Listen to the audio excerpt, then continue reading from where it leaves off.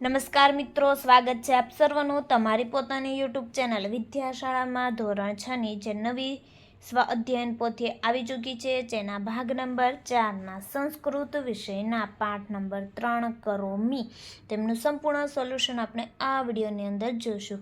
તેમની નવી સ્વ અધ્યયન પોથીનું નવું પોસ્ટર પણ આવી ચૂક્યું છે, જે તમે અહીં જોઈ શકો છો. શરૂઆત કરીએ પાઠ નંબર 3 કરો મી.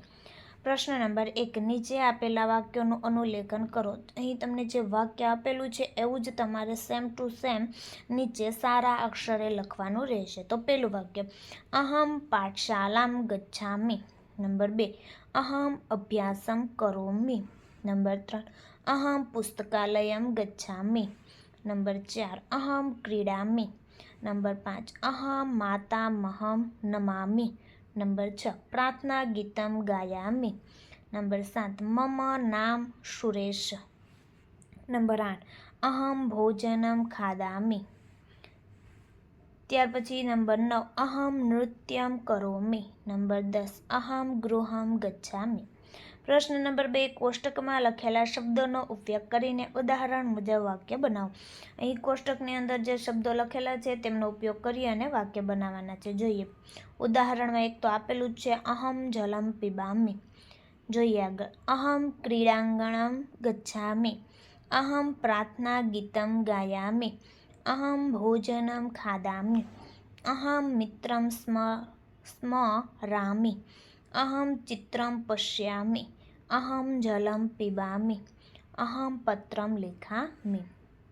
વિદ્યાર્થી મિત્રો, ધોરણ 3 થી 8 ની જે નવી સ્વ અધ્યયન પોથી આવી ચૂકી છે 2024-25, જેમાં બધા જ ભાગના તમામ વિષયના સોલ્યુશનની તમે પીડીએફ ને બુક મેળવી શકો છો. બુક મેળવવા માટે કોન્ટેક્ટ નંબર પર કોન્ટેક્ટ કરી શકો છો અને પીડીએફ આપણી ઓશન કોચિંગ ક્લાસીસ છે એપ્લિકેશન પરથી તમે મેળવી શકો છો.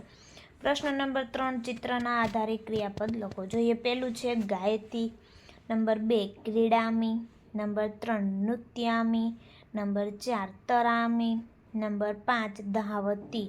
અને નંબર 6, પુસ્તકમ પઠામી. પ્રશ્ન નંબર 4, તમારા શિક્ષક બોલે તે પ્રમાણે શ્રુત લેખન કરો. અહમ પુસ્તકમ પઠામી. અહમ પત્રમ પઠતી. આયુષી ગાયતી. ઉષા લિખતી. ગૌતમઃ તરતી.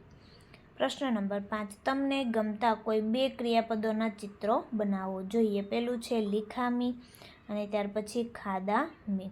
તો વિદ્યાર્થી મિત્રો, ફરી આપણે મળીશું જે બીજા વિષયની નવી સ્વ અધ્યયન પોથીના સંપૂર્ણ સોલ્યુશન સાથે. આ વિડીયોની લિંક તમે તમારા મિત્રો દોસ્તોને જરૂરથી શેર કરજો, જેથી તે લોકોને પણ આ સોલ્યુશનનો લાભ મળી રહે.